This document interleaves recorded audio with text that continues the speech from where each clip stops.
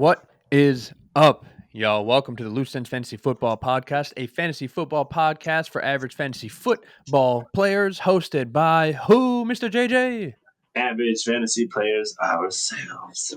Gosh darn right. I am your host and reigning, undisputed, defending Drunken Draft Dynasty League champion, and I am joined by my co-host here who might have to duck under doorways, but there's no ducking when it comes to his passion for the game. A Steelers devotee through and through, and he's as dedicated to dissecting matchups as he is to his black and gold. Today, he will be teaching all of you how to tower over the competition with insights as lofty as his stature. My boy, JJ. Welcome. Ooh, thank you for that welcome. I appreciate it, Bubba. Happy to be here. Absolutely. All right, we are jumping into I would say one of our favorite episodes that we do on a week-to-week basis, a recurring segment for us. We're doing waiver wire ads and droppable players. We'll be talking about the look back at our week 5 essential starts that we gave you guys and kind of how they finished, so we can tell you guys how good and how bad and how average fantasy football players we are, giving you guys average fantasy football advice. And then we'll talk about our week 6 essential starts kind of going forward and why we think those are going to be the major things. And then JJ is going to lead us on a small journey, talk about some of the teams that are going into their bye on week 6. And I'm going to hit you guys with some riffs and jabs on some of the things that he says, and maybe we'll argue a little bit. Cool? I hope so. Love that energy. So we're going to start with some waiver wire drops, and then we are going to talk about some droppable players, and I think it'll be a fun little time since it's just the two of us today. As you guys can see, Montavious is not with us again today. He is being an adult still, and Wi-Fi takes a long time to put up when you're in the state of South Carolina, which is one of the biggest dumpster fires in all of America. If you're from South Carolina, put it in the comments and we can battle about it through technology. I will Twitter text you or whatever it is the kids say these days. I think we go back and forth. What do you think, JJ? 1 for 1. We'll do a waiver wire and a droppable at the position, and we'll just kind of bounce it off of each other. Word the big bird. Word the big bird. I will kick us off then. I'm going to go ahead and start us at the IDP position, if that's all right with you. Let's go for it. I'm going to start with Mr. Jermaine Pratt. Jermaine Pratt is still only 54% rostered, which is crazy to me. The opposite side of Logan Wilson, but this man's averaging 20 plus fantasy points a game right now. And consistency is the name of the game at the IDP position. So this is a steal if you can get him in your league still. He's playing easily over 90% of the snaps in every game, so reliability goes a very long way. Droppable for me. I know we talk about it a lot, especially early in the offseason. We talked about those bonus players who are both D-line and linebacker.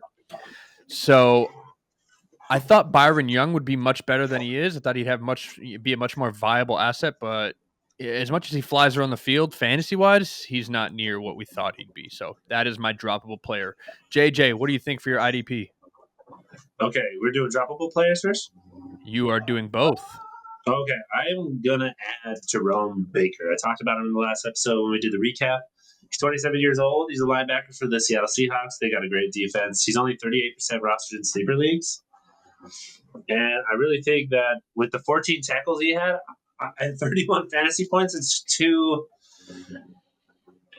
juicy for me to say no. So I'm going to go and try and get him if I can.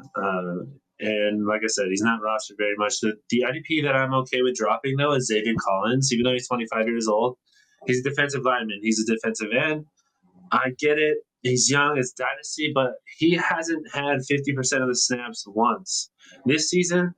And I don't know that he has really in any other season. I believe he's been in the league. Let me double check this. But as I'm checking this, he's only rostered 27% of leagues. In sleeper, of course. But he's been in the league.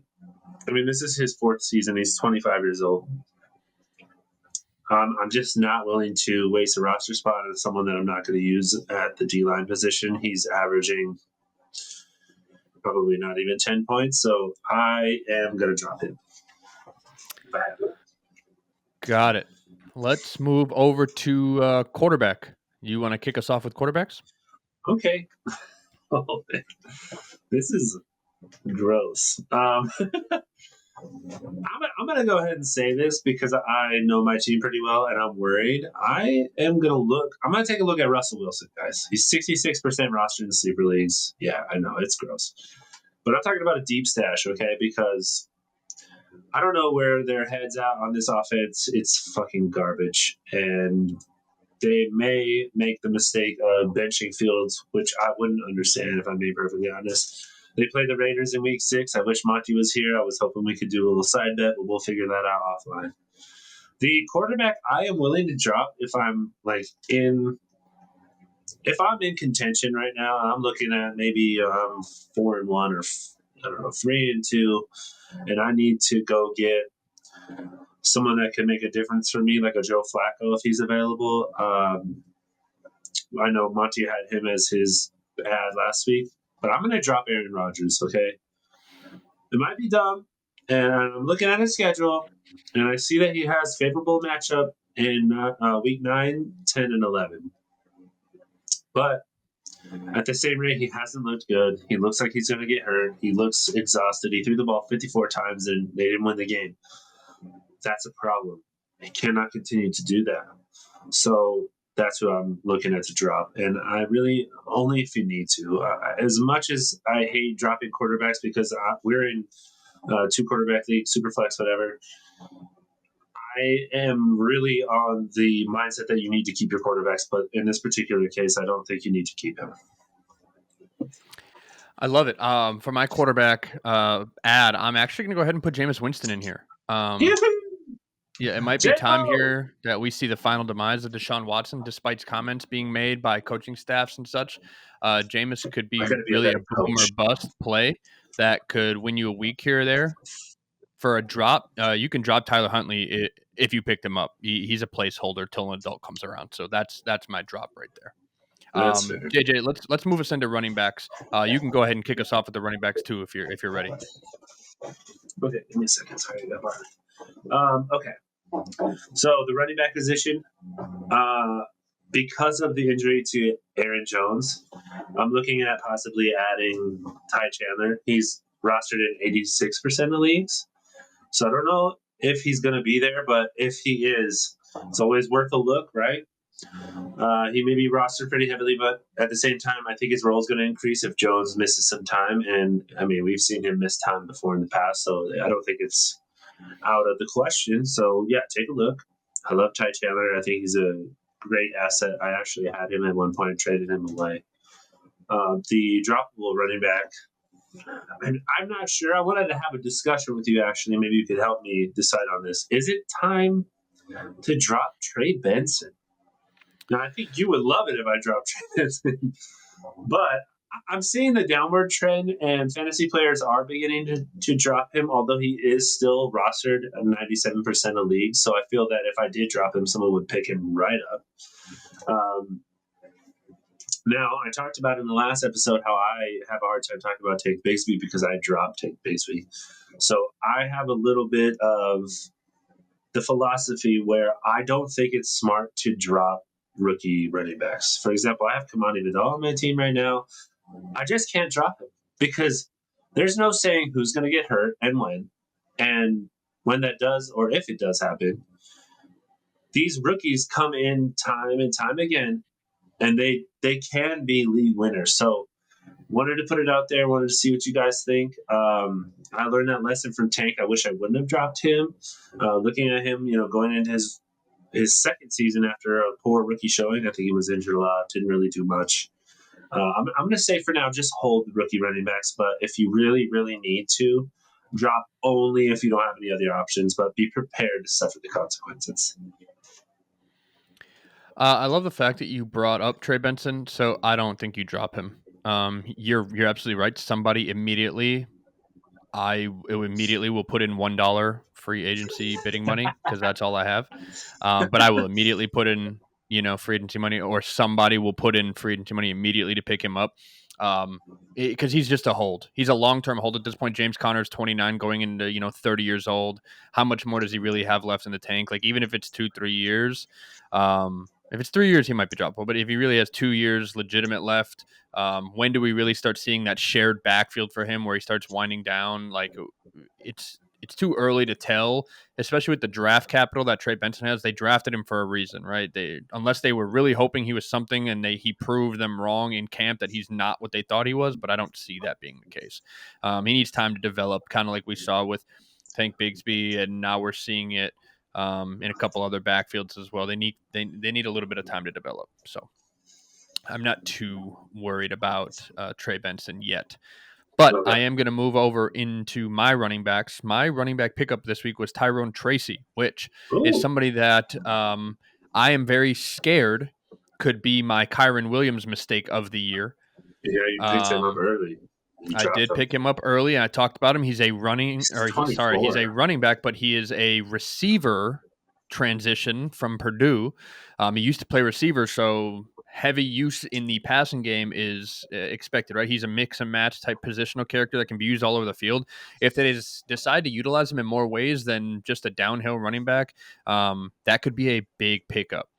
Droppable for me at this point would be Ezekiel Elliott because Rico Dowdle has solidified himself, in my opinion, and I think it's I time to agree. move on from Zeke. If you are still going, well, who do you think in this backfield? I don't think it's even a question. It's Rico's backfield. I'll be So, honest, it was dumb that they got rid of him, and it was dumb that they resigned him. yeah, That's how I I feel agree. about it. Wide receivers. My pickup this week is Darius Slayton. Ooh. 53% rostered. Had himself a nice little day, and New York, the football Giants specifically, they desperately need a wide receiver too. I mean, even when Malik comes back, he could see some viable wide receiver two work, not the 11 targets and 8 receptions, but potentially some deep flex play here going forward. Droppable for me, Jalen Naylor, right? There was a lot of hope. He caught some touchdown passes on not a big target share, but there was some hope of maybe some flex play.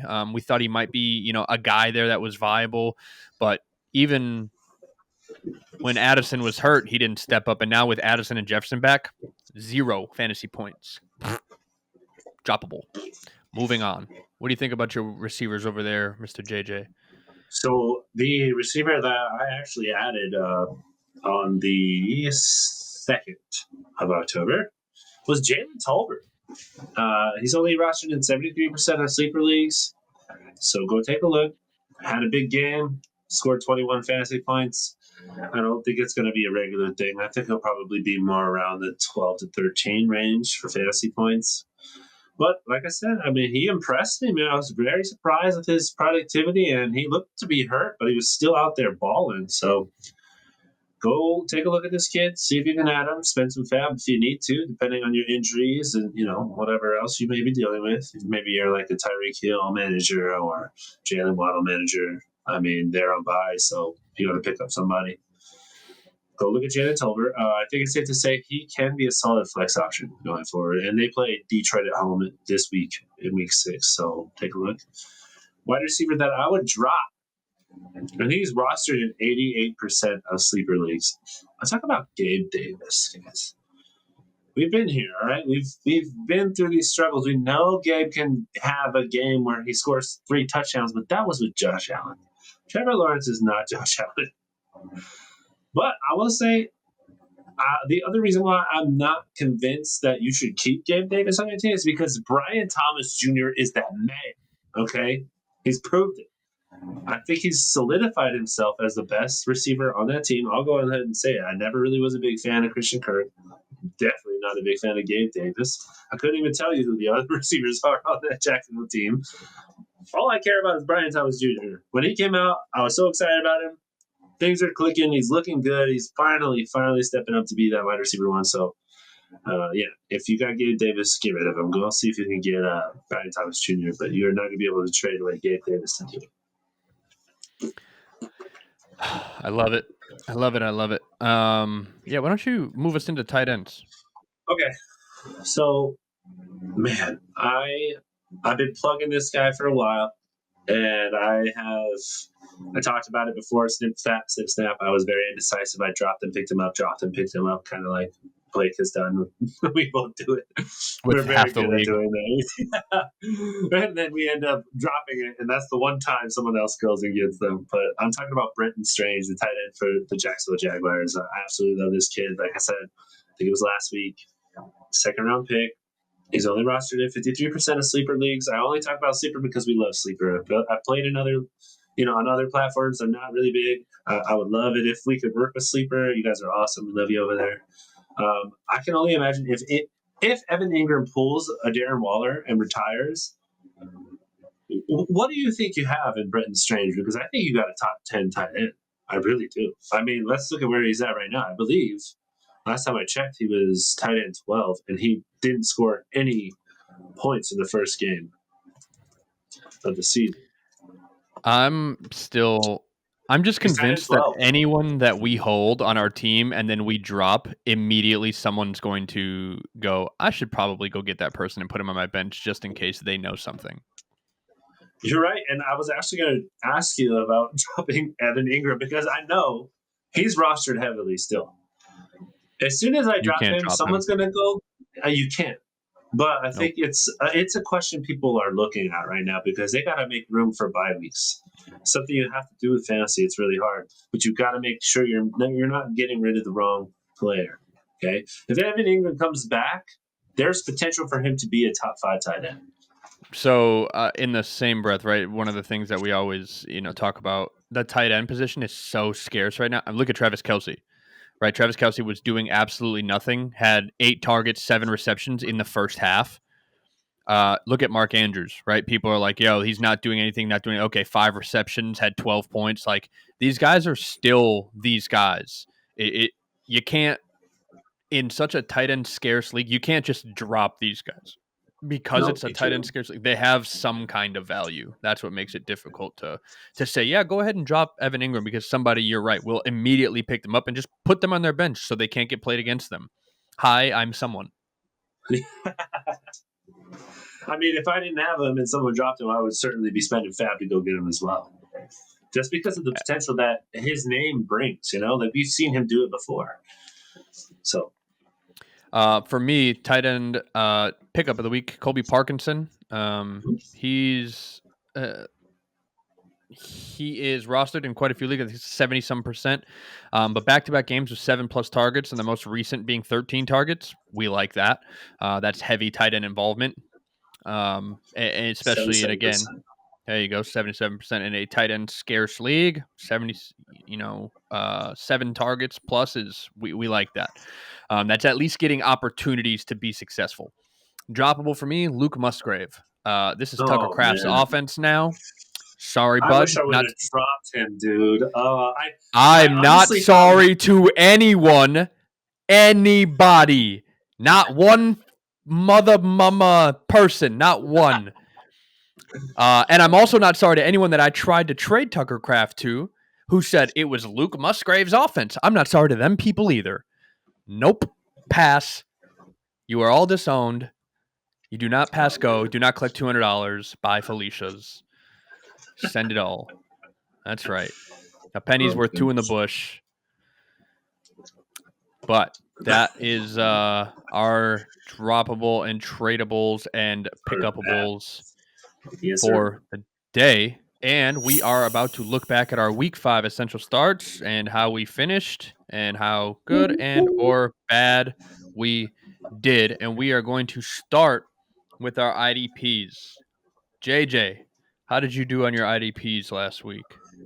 So I said it in the recap. I went with EJ Speed. He had 15 points against Jacksonville. You tell me. I think that's. I'll take it. I'll take 15 points. I'm happy with that. He only had 7 tackles on 58% of snaps. Do you need a thumbs up or you thumbs down though? What do you think? I 15 points is my like cutoff for a thumbs up. Anything under Okay, 15 is like 14, 13, and then 12 and below I'm here. But 15, we're I still at a agree. thumbs up, I think. You can't be mad at 15. If you Okay, get 15 from all 5 of your IDPs, you cannot be mad. no. For me, Um, my essential start of the week at the IDP position was Mr. Robert Spillane, 10 tackles, 22 points. That's a Very sweet good. thumbs up for me. I'm not mad at that at all. Let's go quarterback. For me, my Cha-ching. quarterback was Jordan Love, 13 fantasy Ooh. points, below average. Below average for him. So I'm going to say that's a fat no for him, especially since that's the second time in 12 games he's had under 17. So not happy about that. JJ, who was your QB? I said Anthony Richardson Oh, that's up. if he if he played, but however he did not have. I will say Joe filled in nicely. I think he had 22 fantasy points, but if you had Anthony Richardson, I hope you were able to pivot to another option and put someone in, and hopefully they did well for you. But I didn't do well. So sorry, guys. Let's move into the running back side. Who do you have for running back? Ew, another. Okay. Well, yeah. So this is Travis Etienne against the Colts. He had 14 fantasy points. However, his RB2 on that team had 27. So it's kind of more down than up. 38% of snaps. That's kind of scary. He's losing the leverage there. So 6 for 17 yards rushing, 6 receptions on 7 targets, though, for 43 yards. That's where the moneymaker is. Still that receiving back, but the rushing seems to be going to tank. Yeah, we talked about it last week. If you want to go back and watch that episode as well, we said it. Hey, Tank Bigsby is taking over this backfield, but Travis Etienne will maintain his receiving role. They do not throw the ball to Tank out of the backfield. So that 30 to 40% is probably what we're going to continue to see from Travis Etienne. It looks like But they're if going to he go gets a away from. touchdown Oh, receiving, for sure. that's where he's still going to get points. He can get to that 20-point mark. You know what I mean? Absolutely. Yep. The touchdown is all he's missing to have big play numbers. But Right. you're just not going to see it on the goal line, which is where he was making his money last season. For me, my running back last week, I said two. One was for me to wish it into existence, and it didn't happen. The other one was a real answer. The real answer was Kyron Williams. Yes, 23 touchdowns, 1 touchdown, or 23 touches, 1 touchdown. I wish he had 23 touchdowns because I have him on my team. But 15.5, that was a yes from me. I'm happy about it. Even though he had a fumble lost, would have loved for him to not do that, but he did. My wishful thinking was Bijan Robinson with a bounce back, and my ass. 12 rushes for 61 yards, 3 receptions for 16. That's a nope. That was not a great bounce back for him. Was not super happy. My receiver was Rashid Shaheed, who last I checked, he's playing tonight, but last I checked, he was at like 16 in the first half. He had a big play and a touchdown. So currently, I'm looking at third quarter with a minute left, minute 4 seconds. He's got and two he receptions for 58 yards and a touchdown, so he's at 16.8 fantasy points. He also has. Never mind. That's all. and he just had a reception. Yeah, so that will go up as well. I think he Oh, had just a pretty big game as well. perfect. So he's going to have over 16. So that's going to be a yes from me. Who was your wide receiver? Oh no! I went with Amari Cooper, man. I'm going to say it. This is a no to us. I haven't been doing too hot on these. I'm taking the risky ones and hoping that you can put them in your lineup and find some good production for fantasy. But he only had 10 fantasy points, so I mean it's not double digits is okay, but not what you're looking for. But to do that on 4 receptions and 60 yards, I think I just want him to get out of Cleveland. So out And of your that. tight end. Oh, my tight end though, Mr. Isaiah Likely of the Baltimore Ravens. Hey, I told you guys he's my essential start because I liked the way that the Ravens attacked Cincinnati Bengals with their tight ends. Turned out that he had 16.3 fantasy points, but he wasn't too far ahead of the other tight end in that room, Cobbler. I want to say it. Let me double check. Kohler, sorry, Charlie Kohler had 15.6 fantasy points. He went 3 receptions from 4 targets, 64 yards, and he had a touchdown as well. So that's what I went with. I'm going to say yes, 16.3 fantasy points for the tight end position. Pretty delicious. That'll be good for you, especially how For low me, they've been scoring. I went Cade Otton.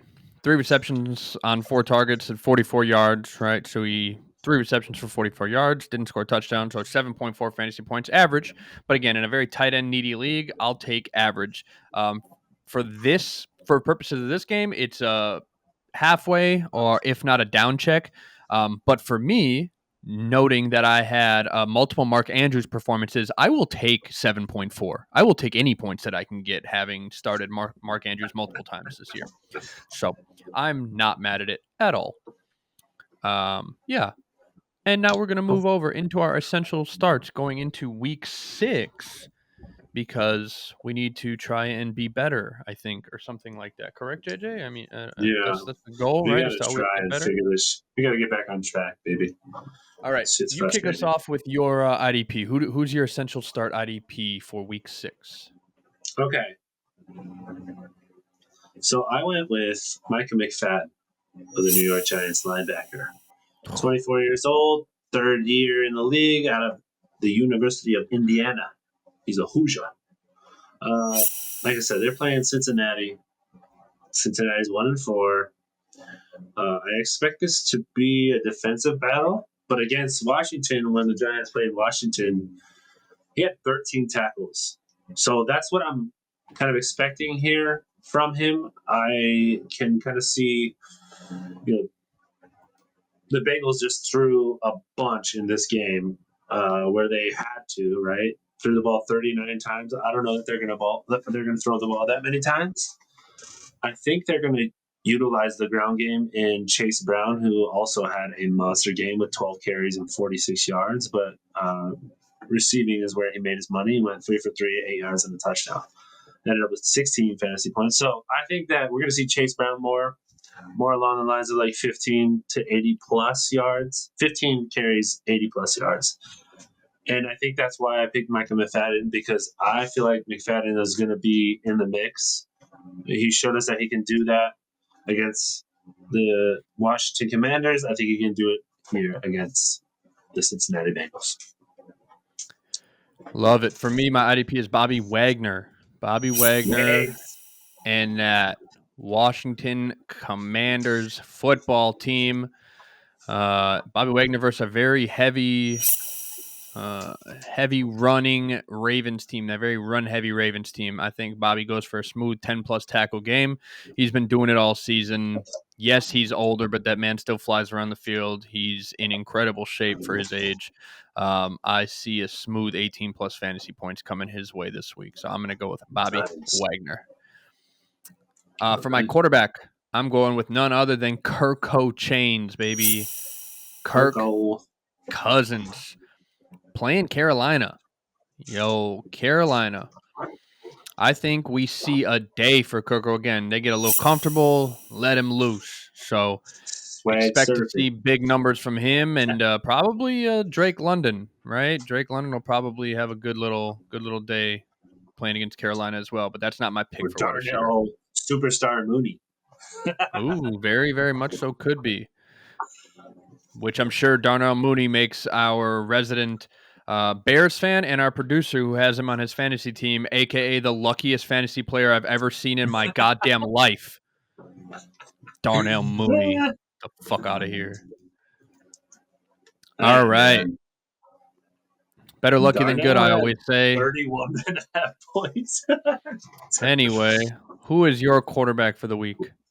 I haven't picked this one yet. I've been kind of saving it. And it's a gimme because he, like we talked about already, is the number one overall scoring fantasy player. We're talking about Lamar, Waxton, Flexon, Jackson, baby. I believe he's going to have another big day rushing. You know what? This game is going to be fucking exciting to watch. We got Lamar Jackson, two-time MVP, who is literally the same, I would say, mold of player that Jaden Daniels is. These two fighting against each other in a battle of the rushing quarterbacks. I think I'm going to go with Lamar this week. And you know what? I know maybe you were thinking, oh, Washington doesn't have a great secondary, but they did stop the Browns in week 5. But you got to think, too, that's with Deshaun Saxon. That's what I'm calling him now because he's been sacked 26 times in 5 games. Lamar, however, has only been sacked 5 times in 5 games. That man is slippery. He is much more capable of scrambling, getting out of the pocket than Deshaun Watson is. So I think this week I got to go with Lamar. I love it. Let's jump into your running back. Who is your essential start running back of the week? So this one also is probably a gimme, but he's coming off the bye week. Talk about Jahmyr Gibbs coming off of a bye, and they're going to be playing against the Dallas Cowboys at home. And the Dallas Cowboys are giving up a ton of points to the running back position. You saw Derrick Henry taking for 30. I think that we could potentially see Jahmyr, and they've got that two-headed monster there with Detroit between Jahmyr Gibbs and David Montgomery. But I think we're going to see Jahmyr Gibbs just absolutely take over, and I hope that we get to see the biggest scoring game of the season so far for fantasy. Yes. Who has the biggest scoring fantasy game this year for a running back? I'm going to go out on a limb and say Alvin Kamara. I want to But let say me double Alvin check that. Kamara, or it could have been Joe Mixon week 1 as well. But that's interesting. My essential running back, while you look into that, I am speaking this one into existence. Gimme Brees Hall. Give me Ooh. Brees Hall versus Buffalo. Divisional game. Buffalo likes to play a light box. The Bills are going to be expecting Rodgers to throw the rock. I hope they're smart enough to establish the run early and often. Traditional downhill running. Let him get ahead of his pads. Run the rock Iowa State style. Let Brees do Brees. Like a cyclone. Run the damn ball, Robert. Run it, Bobby. Run the damn Come on. ball. Saleh. Saleh. Um, it was Alvin Kamara with 46 fantasy points. And guess who was against? The Dallas Oh, Cowboys. probably the Cowboys. Look at that. Did we see the Shocker. first 50 burger from a running back this week? I hope so. Who did Joe Mixon play week 1? Oh, let me see if I didn't check him. I'm sorry. Maybe he did outscore him. But no, Because Joe that would Mixon had 26.8 fantasy points in week 1. I thought he had like 3 touchdowns. against the Indianapolis Colts. He had one rushing touchdown. He had Interesting. 159 yards and 30 rushing attempts. I knew he had a lot of touches. Mhm. All right. Let us move into our receivers. My essential starting receiver is CeeDee Lamb against Detroit. I think Detroit has a very good run game or run defense. I think we see a question mark come across the brain of Rico Dowdle again, and I think everyone goes into an uproar about what's happening in the running backfield of Dallas again because Detroit is so good at stopping the run. I think they're second against running backs in fantasy. Um, and I think they in Dallas have a discussion in the downtime this week, and we see another 10 plus target week for CD, making fantasy owners happy. And Detroit ranks 25th in points given up to receivers. By the way, they don't have a great secondary, so I think we see the CD utilization like we're supposed to, because I think that's the only way that they have a shot at beating Detroit. Because you already mentioned they're going to get run all over, so that's why I said CD Lamb is my essential start for week 6. JJ, who is your essential start at the wide receiver position? I had to go with Scary Terry McLaurin from the Whoop, Washington Commanders. whoop, de whoop, Playing whoop. against the Ravens, who gave up 46 fantasy points to Jamar Chase. And not just that, 29 fantasy points to T. Higgins. I think Terry's in line to have a huge game, man. He had 8 targets in week 5, 10 in week 4. I think he's going to be somewhere around 8 to 10. I hope maybe even more than that. That's why I had to put him in here. I mean, Jaden has been slinging the rock, and I think you can do that against the Baltimore Ravens. I think the Bengals just showed us that you can. So you just have to be an elite quarterback, and I think Jaden is. So let's see what he can do. Get the ball to Terry. Very interesting. And your essential start tight end. Okay, Close things up here. this one is You got to be brave for this one, okay? Just, just, uh, just know that I'm trying to look out for you, okay?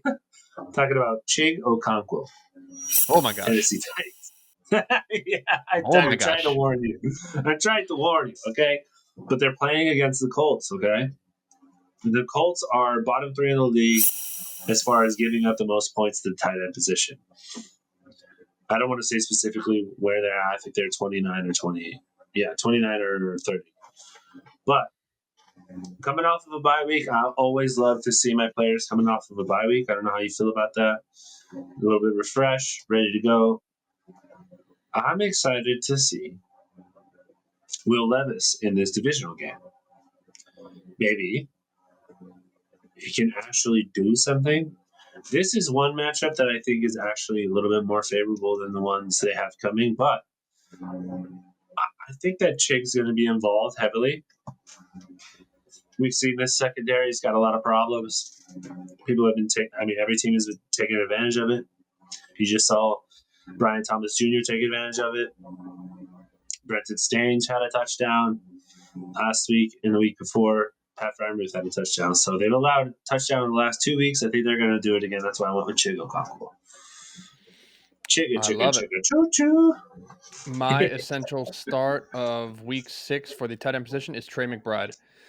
Green Bay has struggled against the tight end position this year. They are in the bottom portion of the league against tight end position, and I think Trey McBride is a talent that Kyler Murray loves to utilize. So I think we see a healthy dose his way this week. Good Um, matchup. Yep, I think it's going to be a favorable matchup for Mr. Trey McBride. So if you have him this week to start him, if you weren't starting him, you should have been starting him because what are you doing if you're not starting him? Who do you have on your team that you're so confident to not start him? That's the real question here. Oh my gosh. But we are about to move into the conversation on a little adventure about the bye weeks for week 6. JJ, would you like to comment and talk about that a little? Yeah, so I wanted to apologize really quickly because you asked me if it was correct last week for the bye weeks, and I think I actually added a team. But if you guys are the amazing average fantasy players that we are, you noticed that. And you said, hang on a minute.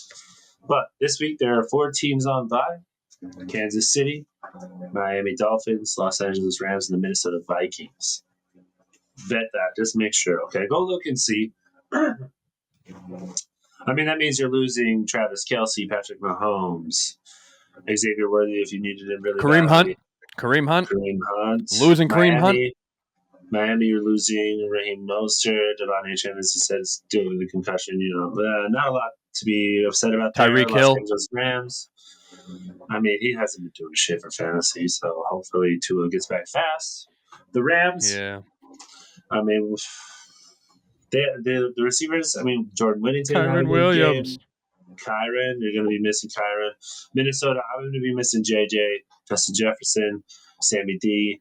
So just look at your lineups, get someone in there, fill those voids, try to win Aaron your week. Jones. Aaron Jones. Don't forget Mr. Aaron Jones. He's been having So, a good little season.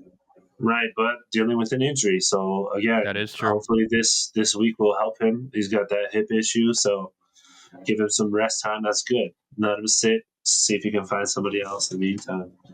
I wanted to talk about really quickly, when is the best time to rebuild? Because we're a dynasty Now. podcast. We're going into week 6. We're just about to finish week 5. We're in the 4th quarter. I actually have 2 theories on this. Okay, go ahead. Please. No, I want to hear your theory first before I make a fool of myself. You're not going to make a fool of yourself. If anyone's going to do that, it's going to be me. I do truly feel like, okay, first, actually, there's London game again, so make sure you set your lineups. I want to plug that really quick because I fucked that up this week. That game starts at 6:30 on the West Coast in the United States, so just keep looking. Make sure you got that filled. But for a rebuild, okay, if you're in the bottom 3 or 4 of your league right now as far as standings and points for, now points for can be a little tricky. So I tend to look more at the efficiency of setting your lineup. Okay.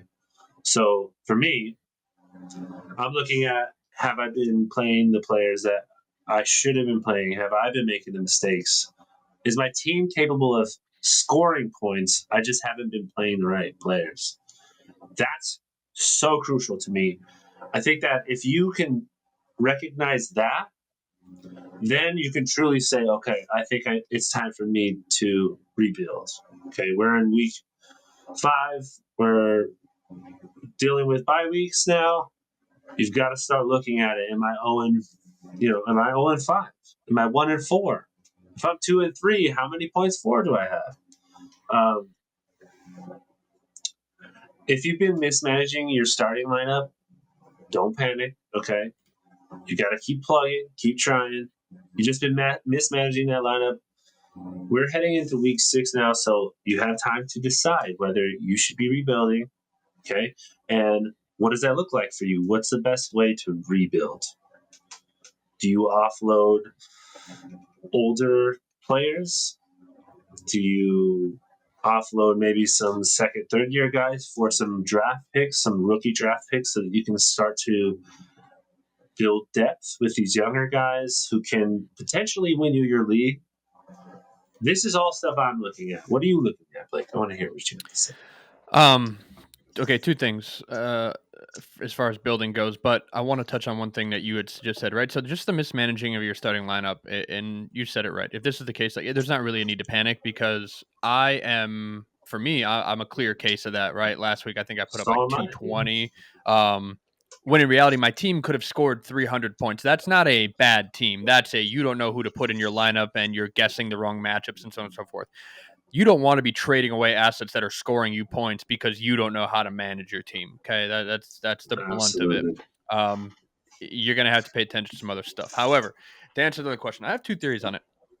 One, now's the time to start moving players. You're picking the bye week matchups that are going to be a struggle for people. You're picking on those guys that are running into injuries. We have a couple guys in our league that had injuries to the quarterback position, that are in need of some quarterback depth or some running back depth. If you're really going, I want to rebuild, now's the time to target those guys and go, hey, look, I can trade you the depth you're looking for. I'm looking for trade capital in return, so on and so forth. I'm setting that opportunity to go, now's my time to rebuild instead of knowing you're going to finish 7th, 8th. Even if you make the bare minimum, right, the playoffs, you know that the teams around you are better. If I'm holding on to a DeAndre Swift or a Chuba Hubbard or somebody like that where they have value now, but I know that the potential for them to lose value is coming quickly. Now's the time for me to trade those guys away to a team that potentially wants to be competitive, or even not competitive. If you're going to trade them to the 9th place team to give them their valuable running back depth that they want right now, that's great for you because that team's not going to win anyway. And you get trade depth in that trade, right? You get some trade capital. You can move forward going next year, and that's just a win for you.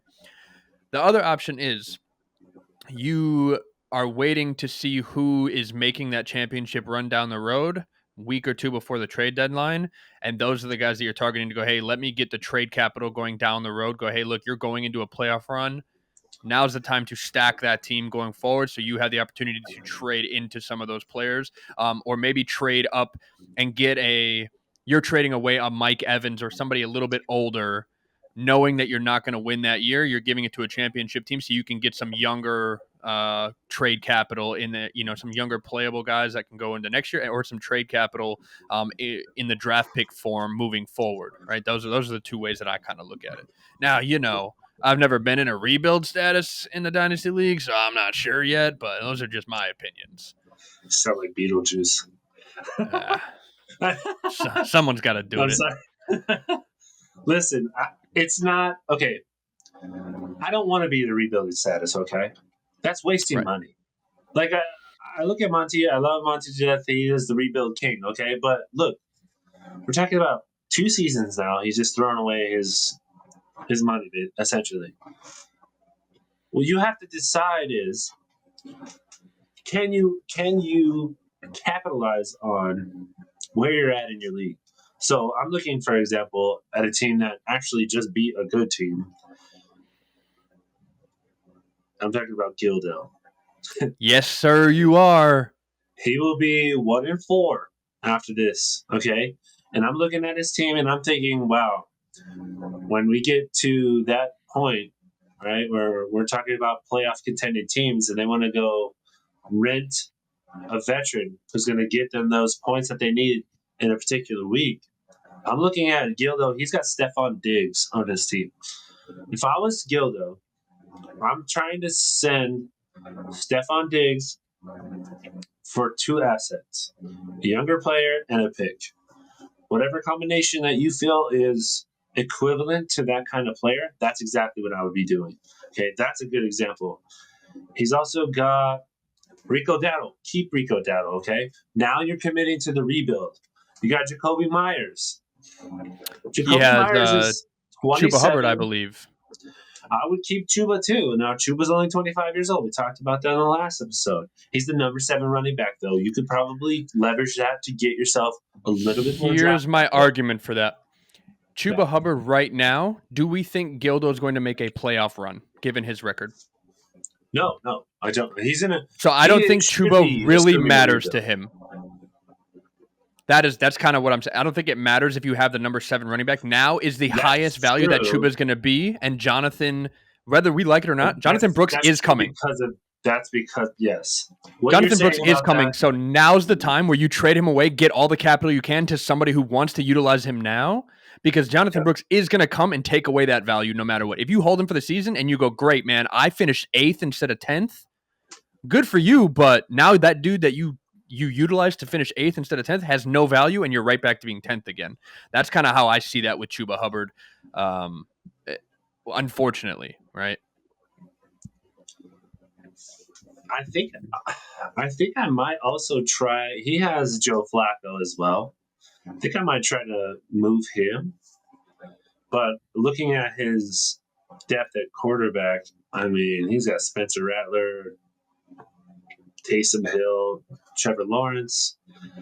So a lot of these guys even, also need to be on the waiver wire. Fair. I do want to make a remark about Trevor Lawrence, though.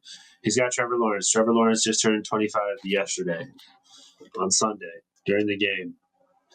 Had a good week. I would probably try to flip him, maybe package him with the Chuba Hubbard, and then really upgrade at the running back position with a younger guy.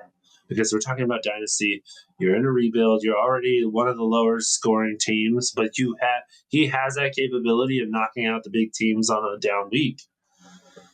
So I'm trying to package this stuff. Kirk Cousins as well. Kirk Cousins is a veteran. You might want to send him to a playoff contending team.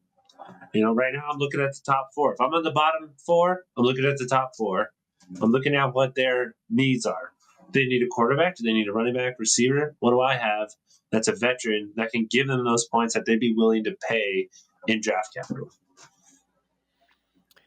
I love the fact that you talked about that because that's exactly what people should be doing. But a lot of times people are in the bottom 4 because they don't think like that. They're in that position where they're like, I don't actually care to make this team better.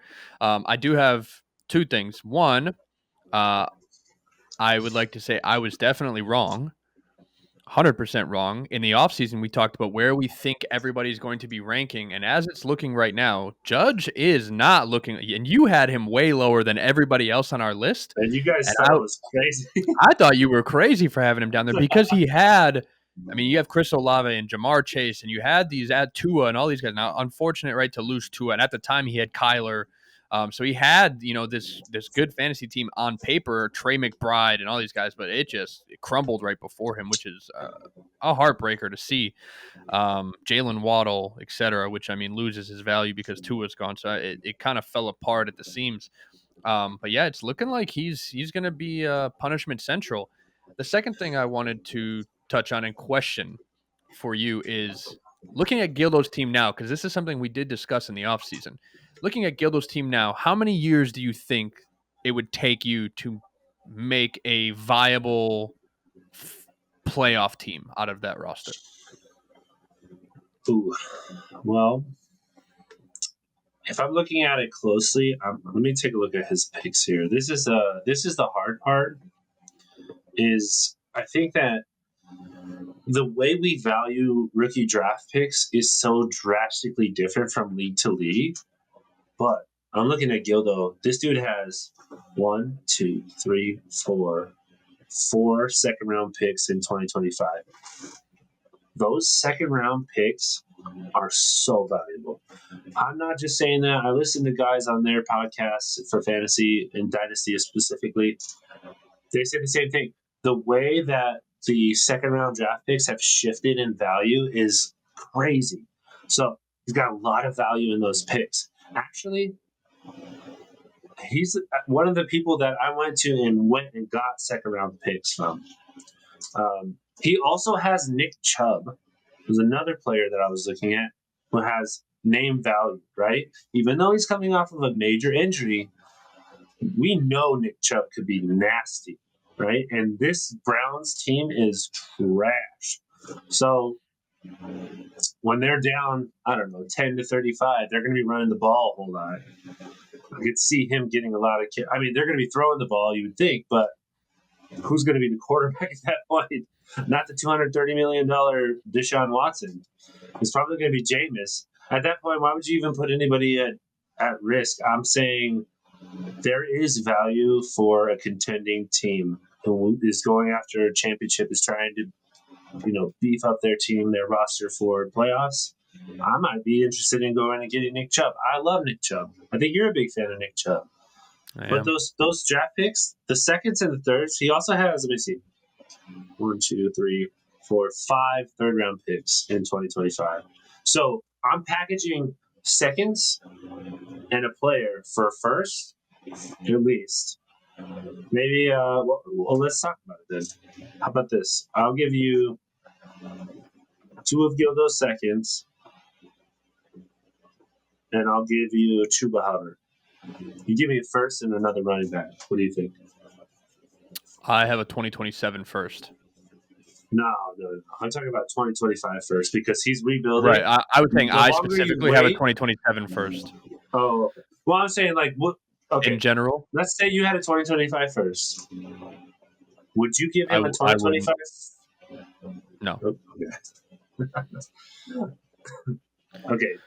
Take your bias out of it then. It's not my bias. It's I know that Jonathan Brooks is coming back, so I'm taking basically a rental on Chuba Hubbard you're a playoff contending team. That's the point I'm trying to make. If I've got the number 7 running back, I'm going to say it now. Jonathan Brooks isn't going to make that much of an impact this first year. They're not until later in the season. Right. Until playoffs. Because the Panthers aren't going to be competing for a playoff spot. They're not going to be in this division. You know what I mean? They're not going to be competing for a division title. My struggle is you're asking the question in week 5. So week 14, start looking ahead, especially as rebuilding teams. That's exactly what I'm doing. Week 14 from now, what is Jonathan Brooks going to be doing? Is Jonathan Brooks going to be nothing? Is Chuba Hubbard going to be at a 50% backfield? Because Chuba Hubbard, he's only touching the ball 10 times right now out of the backfield, right? And then that's in the run game. Then you're catching the ball. Okay. I think he had 6 receptions, right? So he's 16 touches out of the backfield. But now you cut it in half. You only touched the ball 8 times. That's tough. Okay. Here then. Let me try to spice it up for you a little bit. I'm just trying to get you on a level field. I got it. I'm trying to make sure that you understand where my head's at. I see now. Okay. I'll throw in Nick Chubb, Chuba Hubbard, and a second. And let's say you have the second most points for, and you're 4-1 in the league. Would you give me a 2025 first? I'm a playoff contender. My first playoff contender would probably be like the 107 or later. So late first. I get a second out of the deal. I get 2 potential running backs in the playoffs. And then depending on which running back I'd have to give up, I mean, I'm not opposed to it. It would depend on the running back I'm giving up. That's the biggest thing is I wouldn't want to give up a running. I wouldn't want to give up a viable running back for 2 question marks. That's the one thing. That's the way that I look at it. Let's say Josh Jacobs doesn't break. I mean, he's 26. He is now outside of the top 30 running backs. Yeah, I'd trade him. Okay. Now, what about... I don't see that happening, but yeah, I'd trade him. What about Breece Hall? I mean, he's 23 years old. Nope. You're not trading Brees. When Aaron Rodgers leaves, or when they finally decide to move on and do something, or they get a quarterback in a draft, or they decide to go with old boy from Florida, Jordan Travis. Is that the next up? That's correct. Florida State. Yeah, they decide to give him a shot. Brees Hall is going to continue to be Brees Hall. I'm not worried about him. He's too young for me to go. Let me get rid of him. Not Bijan. Yeah, You're not Bijan's gonna know another about one. Bijan. Nope, All not right. yet. I'm It's just too trying early to for me to see. give up on these guys yet. Okay. All right. Let me look at the other playoff teams then. Would you give up a Derrick Henry or an Alvin Kamara? Man, if you're a playoff contender, you can't give up either one of those guys going into the playoffs. Okay. Those are This two one. top five, two top five Oh, fantasy scorers I in the got a league good right one now. actually. Okay. Would you give up a Tony Pollard for that kind of a Yes, deal? 100%. There we go. He's 27, Yep. but he signed a 3-year deal with the I'd give up Titans. a Joe So Mixon. I'd give yeah, up. they're kind of on the. They're not quite the material I look for in a rebuild, like a Zach Moss. They're 26, 27, Here's but a maybe a question: If Ramondre. you're It's a 26. okay, yeah, I'm curious what the trade value of CMC is going to be now, or is he just one of those guys where you have to ride him off into the sunset now? I think if you have him, you cannot get him for what you should be able to get him for. And Yeah. the only option I think you have is to wait it out and see if he plays again. If not, then you kind of just have to Hold the L. cash in. Yeah, I mean you got to hold the L. There's no other option. Truthfully, I don't think you can trade him for anything. Okay, what about a Rashad White? Right now, no, 25 years old. no. I mean, this guy has had some good fantasy production. You know what I mean? Yeah, I don't know. if I'm just if trying to see you're where. a little bit of a below average fantasy football player, yes, because then you don't understand that Bucky Irving owns that backfield now, or is close to fully taking over that backfield. Then I can understand why you'd say yes to Rashad White. But right now, you're essentially getting rid of. I'm trading like I would trade away Rashad White for that all day. Yeah, sure, because I'm getting rid of an RB2. But I would feel like I'm scamming whoever I'm doing that to. Would you do if I'm Gildo and I sent you Chuba Hubbard in a second? Would you give me Chase Brown? And if I'm also trying to get draft capital, so maybe I'm gonna reach maybe 2026 first. I'm Yeah, gonna I I'm would. gonna yeah, okay. I don't think that's Yeah, I would. asking too much No, because I think no. Chase Brown is the future there in Cincinnati. Right, I but don't it's think still a it's Zach question mark. Moss. Well, this is the risk you have to take. You have to Exactly. either I think it's the say like best I'm risk that gonna you take on take. that risk. Yep. Yeah. And when you're rebuilding, you have to take on a little bit more risk, right? Yep. That's just how I feel. Um, That's exactly what you have to do. You have to take the shot that because you can't afford to continue to buy people at their price. Now, don't take on too much risk that's going to set you back. That's the problem, right? Right. You don't necessarily want these playoff teams to come in and be like, oh, he needs to risk it a little bit. I'm going to take advantage of that. That's something I would be very defensive of and am very defensive of. But I generally try to have a good mix of both, like older players and younger players, as well as picks. But right now, I kind of sacrifice my picks because I'm looking at being a contender for a championship. You know what I mean? I So, mean, you're talking to the right one. I've yeah, sacrificed picks every year because my goal every between year is me to and win a you, championship every year. we have the least amount of picks in the league Yeah, because we're because we fighting went for a and stole championship them. every year. Exactly. So that's what I'm telling these teams that are looking to rebuild. Look at these contending teams. Like I'm looking at Shmi. I think Shmi has a contending team. How many first round picks does he have? I don't know. What is We it? messed up on his team. One, two. Oh, he only has one in 2025. Actually, he spread them out a little bit. But Monty, I think is a competing team. He's got one, two, three, four first round picks in 2025. And then Potentially you the got 101, the 102, the 103, and the 104. and then you got D Judge who has two firsts in 2025, a second, and 3/3. Right? I'm packaging those 3/3 and a player to go get a quarterback. That's what he needs right now. He only He has tried. Justin Herbert and Tua Tagovailoa. Oh, with you? Yeah. What did he try? He came to me talking. He came to me with a third for Aaron Rodgers. He talked to me about the other quarterback options. We had a Just one trade third? conversation. Just 1/3. Well, it's No, for no. Aaron Rodgers, That's what I'm saying. Give me two. Package right? But those it's for two. Aaron Rodgers. I would have And taken. then we had a conversation about Dak. Like, there's been conversations back and forth. We had a major Right. conversation about Kyler, but I don't like waiting. So if I'm having two conversations, that's the other thing that I don't do. And this is a common thing, and it's just I don't know, bad practice, I guess.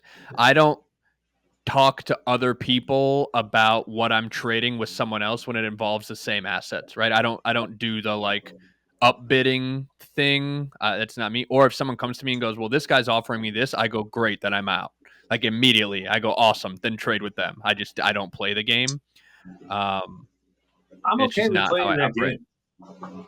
I'm Yeah, I okay. just I'm don't okay like it. with that. I think I've set a precedent in myself, and I want everyone around me to know that that's the precedence, that you're not going to play the upbidding game with me. I'll just not bid. Like, you can go take that trade. I'll go trade with somebody else. It doesn't bother me. I trade enough the way it is that I don't need to force trades or upbid somebody to go get somebody. I don't want anybody that badly. It's just not a thing for me. There's always the next guy. Like, I just don't. Not a thing for me. But we are a little over an hour right now. So Wow.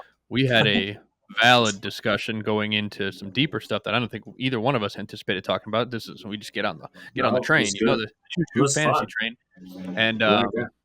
I just want to JJ give you the floor. What do you got to say for the folks at home? Hey, please like, subscribe, follow us on Instagram, listen to us on Spotify. I do want you guys to please leave us some feedback so that we can, we are average fantasy players, as we said, but we are out here trying to figure out how to play the game better, be better. All right. We love y'all. Please come back, listen to us again. See you soon. Yeah, we quit vaping. You're welcome. And wait, they put probably others. left though. Yeah, whatever. They didn't We're leave. not They're still deleting here. You know comments he's anymore. watching. Yeah. Please leave the comments. Yeah. Just don't We be vulgar. appreciate you Yes, guys, and continue to put things in there that we can do better. We also want to hear about your what do we want to hear this week, JJ? Your trade philosophies. What are your trade philosophies? What are things that you do and don't do? What are your own personal trade morals? What is your trade moral code? Tell us that. We appreciate y'all. We love y'all. We'll see you next time.